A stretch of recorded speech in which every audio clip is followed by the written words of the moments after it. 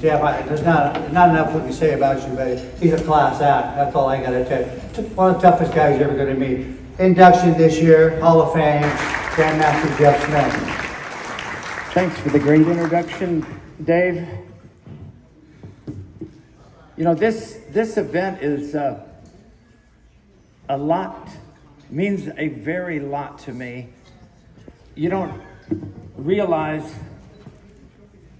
the people in this generation, how important the Internationals has been in the history of martial arts and sport karate in America. Ed Parker's Internationals always had the reputation as the ultimate premier tournament. That was the one everybody wanted to win. And of course, you look at the people that had won it with Chuck Norris and Joe Louis and you know, Darnell Garcia, John Natividad, so many people, so many champions participated in that. My first introduction to it was in 1967.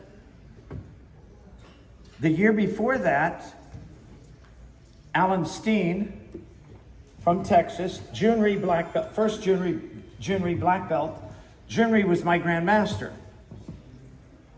So now Alan Steen won that. I was a blue belt in Texas, 17, 18 years old. And when Alan Steen won it from Junri's group, I wanted to go. So I went out at 17, drove my car out by myself, competed in that tournament. I was flabbergasted. I never saw so many people at a tournament. I had already been competing in tournaments in Texas and Oklahoma, that Southwest, but nothing compared to that. I got to see Bruce Lee in 67. That was inspiring. I made it to the finals. I didn't win the championship, but it planted a seed in me. I said, when I get to be a black belt, I want to come back and I want to win this tournament someday. I didn't get a chance until 74 to compete. And in 1974, Ed Parker made another milestone. Him and Grandmaster Junri, you guys have to realize, those are the two of the biggest pioneers in this country. Ed Parker's tournaments, Ed Parker's impact in this country with his Kempo, there'd be no Kempo with Ed Parker. He was the pioneer. He was the legend. And him and Junri being good friends, Junri paid my way there this time. I didn't have to drive my car. I was working at that time for Grandmaster Ree. And he had talked to Ed about, Junri had just come out with his protective gear. And only Mike Anderson at the top 10 nationals had even done and worn that gear before in a national tournament.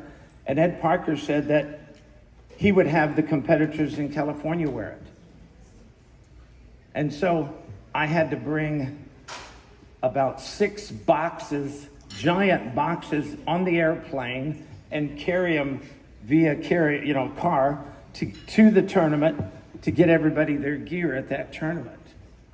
But for me, even though I wasn't too happy about lugging that stuff all around, it became my biggest, to me, in my point karate days, my biggest victory. Because I got to be amongst those names like Joe Louis and Chuck Norris who had won that. And I guess Dave Brock, I guess I got to thank him too, because he let Darnell beat him so he didn't have to fight me, and I wouldn't have won it then, you know. And actually, to this day, I don't know if anybody's won more first place in that lightweight division than Dave Brock at that tournament. I mean, give him a hand. I mean, that's amazing. Yeah. But that was my pinnacle. That was my highlight. I've won a lot of grand championships up to that. But that was my last point tournament that I ever competed in. Because in a few months after that, they started the PKA with the full contact karate, and Howard Jackson representing the lightweight, Bill Wallace representing the middleweight, me as the light heavyweight, and Joe Louis as the heavyweight. we competed, represented the United States in this world elimination televised tournament in Los Angeles that started a whole new kickboxing revolution in this country. But I still hold dear to my heart Ed Parker and his organization. And I tell you how important this was for me to see Steve Cooper take the reins and bring this tournament back, because when Ed Parker started this tournament in '64, this is one of the first tournaments that was in the United States back then. June Ree started his in '64 too, but those were two big tournaments that became the top tournaments in the country. And that could have fallen by the wayside unless somebody stepped up.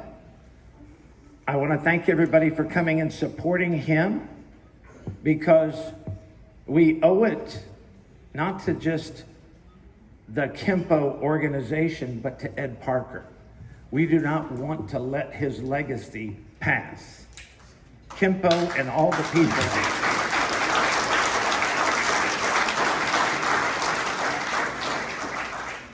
They owe him so much.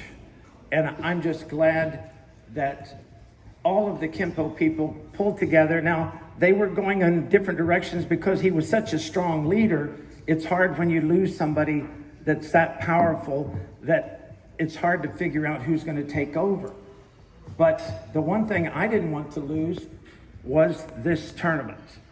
So again, thank you, Steve and Dave Brock, for helping him, and all these staff that. And where's Jose? Is Jose? Where does Jose sitting? We got, look, I'm going to tell you, I've been to a lot of tournaments, thousands, okay? I've never seen anybody get through divisions so quick. And I heard that he does all the tournaments in California now because he does them so quickly and efficiently. Let's give him a big hand for running off the tournament. Great. So thank you for this honor. This will go along with my international trophy that I won, that I still have in '74 because it meant so much to me. And I will definitely put it right there and cherish it. Thank you very much.